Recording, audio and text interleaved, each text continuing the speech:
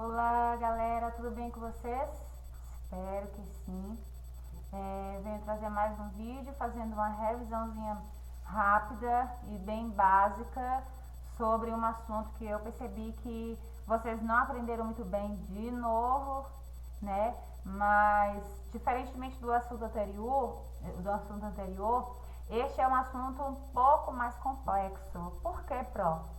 Porque se trata de sintaxe, né, da construção de uma oração, de uma frase.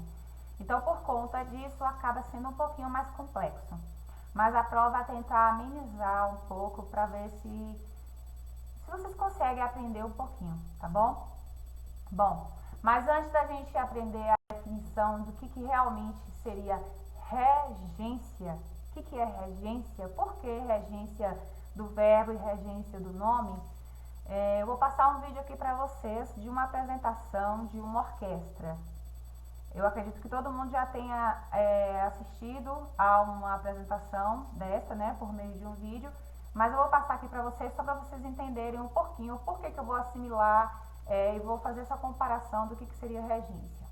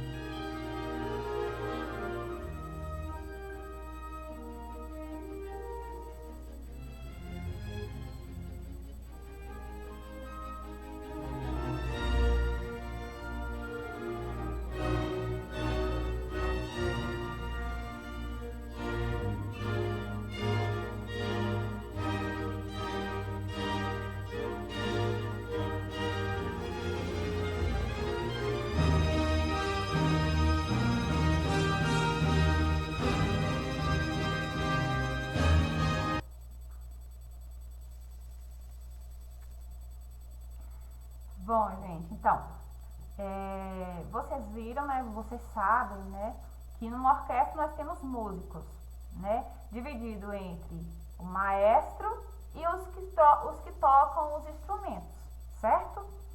Quem seria o maestro? Qual a função dele? A função do maestro é coordenar a apresentação dos músicos, dos que tocam os instrumentos. É ele quem dirige a apresentação, ele coordena, ele manda.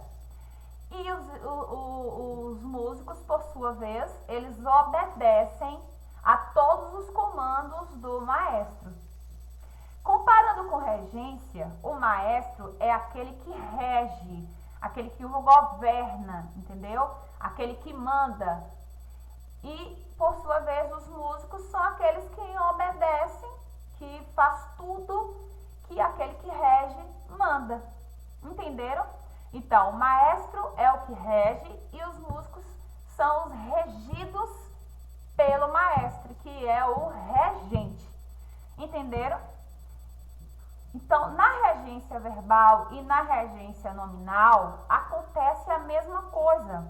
O verbo e o nome são os termos que regem na oração. E aí nós vamos aprender como que se dá o nome dos termos regidos por esses termos regentes, ok?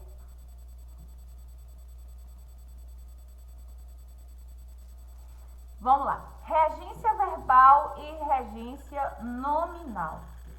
Bom, gente, regência verbal porque o termo vem a partir do que o verbo rege, do que ele pede. E regência nominal vem a partir do que o nome exige, do que ele pede. Então, regência verbal é um termo que pode ser regido ou não por preposição. Vocês viram aí no exercício que eu passei para vocês. Pode ter preposição ou pode não ter preposição. O contrário da regência nominal, que é obrigatória a presença dela. Na regência nominal tem que ter a preposição. Mas o que então significa regência?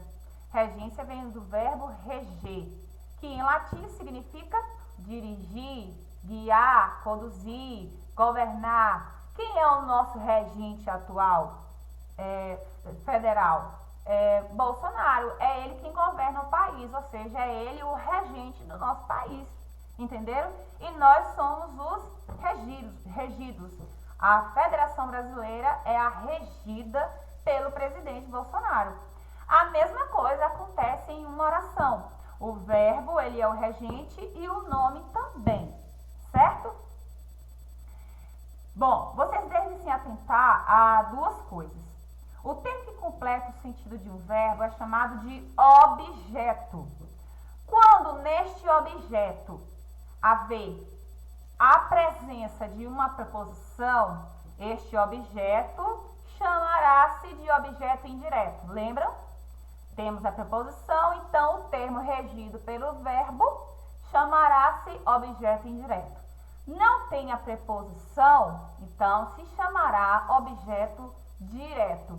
Por isso que eu disse anteriormente que na regência verbal a preposição ela não é obrigatória, porque vai acontecer de alguns verbos não pedir, ou seja, não exigir, não reger a preposição, ok?